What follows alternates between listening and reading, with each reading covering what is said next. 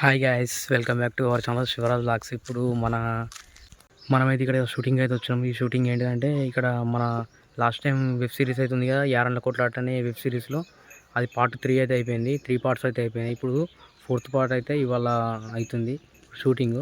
ఈ షూటింగ్ ఇక్కడ అయితే చూపిస్తా. లొకేషన్ అయితే ఇక్కడ ఇది జరుగుతుంది, చూపిస్తే ఇప్పుడు ఇద్దరికి చెప్పు వాళ్ళిద్దరు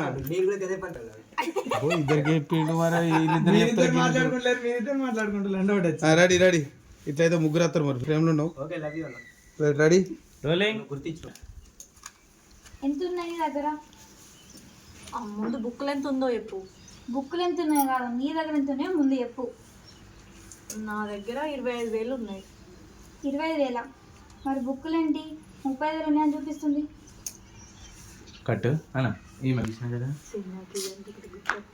ఇన్నర్ వాయిస్ వాళ్ళని పట్టించుకోకుండా ఎక్స్ప్రెషన్స్ చెప్పినా కొద్ది మనోడు దానికి ready ready ready roll action. ఇదేంటి 5,000 తక్కువ ఉన్నాయాలి కదా, ఇక్కడ ఏంటి 10,000 తక్కువ ఉన్నాయి, నేను తీసింది 5,000 కదా. అమ్మ కొంప తీసి ఇదో 5,000 నొక్కిందా? నేను అనుకున్నాను నిజమే, అనవసరంగా తీసిన కట్టు. అంటే ఇదో 5,000 తీసిందా? ఇది నొక్కిందా? అది అనుమానం అంతే. అంటే ఇదో 5,000 నొక్కిందా ఏంది? తీసిన నేను చెప్పిన మంచిగా ఉంది. కట్. నేను తీసిన 5,000 కదా, 10,000 ఎట్లా తక్కువ ఉంటాయి? కట్.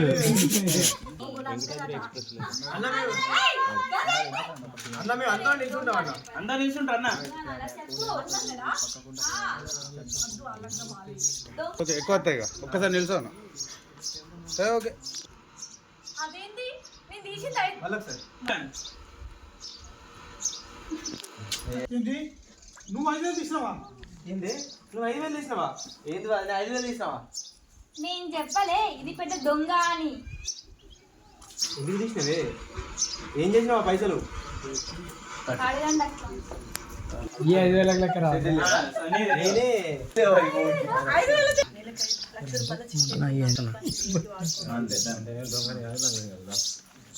మొత్తం కెమెరా అవసరం లేదా? ఈయనకు తెలియకుండా నేను 1,00,000 రూపాయలు చిట్టేస్తున్నా. నెలకు 5,000 రూపాయలు కట్టాలి. ఈయనకు తెలిస్తే ఇట్లాంటి పని చేయనీయడని ఈయన తెలియకుండానే చిట్టేస్తున్నా. 1,00,000 రూపాయలు రేపు భవిష్యత్తులో అట్లా చేసిన తప్పించి ఆ పైసలు తీసుకొని నేనేం తినలేదు మామయ్య. మాకు అవును మామయ్య, నేను ఈయనకు తెలియకుండా నెలకు అవును మామయ్య నేనే 5,000 రూపాయలు తీసిన. ఈయనకు తెలియకుండా నేను 1,00,000 రూపాయల చిట్టెత్తున్నా. దానికి నెలకు 5,000 రూపాయలు కట్టాలి. ఈయనకు తెలిస్తే ఇట్లాంటి పని చేయనీయడని ఈయన తెలియకుండా ఎత్తున్నా. ఆ 1,00,000 రూపాయలు రేపు భవిష్యత్తులో మాకేమన్నా ఆపత్తి అక్కడికత్తే అని అట్లా చేసిన తప్ప నేను కావాలని ఈ పైసలు తీసుకొని నేను తినలేదు మావయ్య.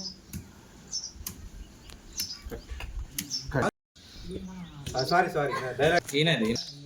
నాకు తెలుసు వీలే తీసుకుంటారని. ఎంతైనా ఉంచుకున్నా అని కుట్టినోడు కదా, అట్లనే ఉంటాయి దొంగ బుద్ధులు. అరే ఏం మాట్లాడుతున్నావు రా?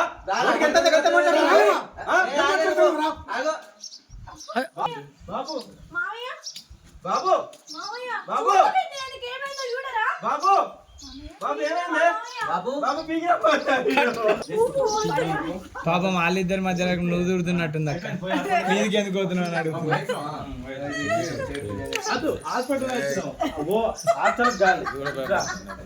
అన్నిటి చెక్ చేయను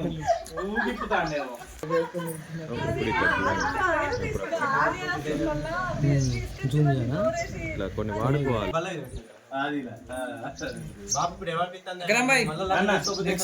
నెక్స్ట్ సీన్ ఇక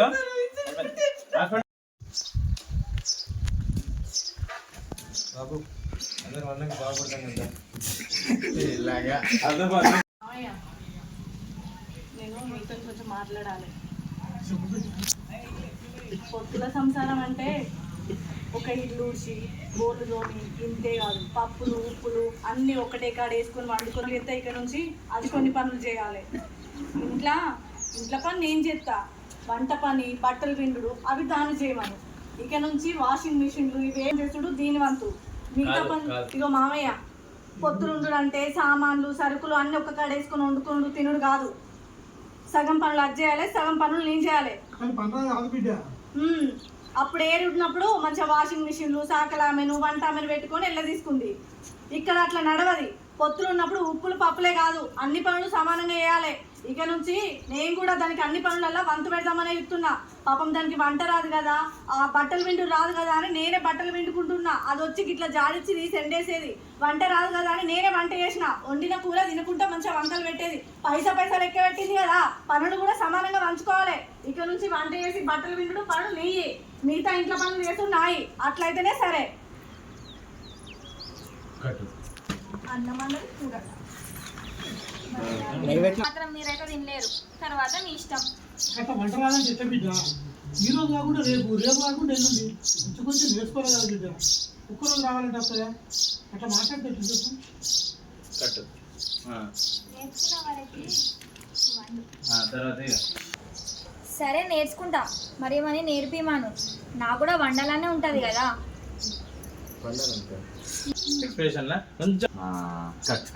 మీకు డ్యూటీ నువ్వు ఆగు, నీకు చేతి ఏర్పడుతుంది. కూర్చొని మాట్లాడినట్టు కాదు. అది ఎట్లా చేసిందో తెలుసు కదా. పనులలో వంతుంటుంది అట, వంతు చేయాల్సిందే.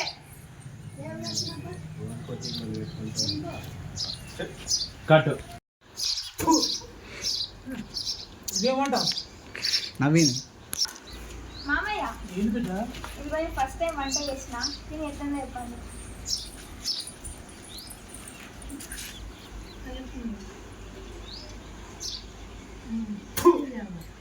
ఏమంటా చేసినావు? ఇది తింటాను బతుకుతా దీనికన్నా ఇంకా చూస్తానో పోకుండా కట్టు.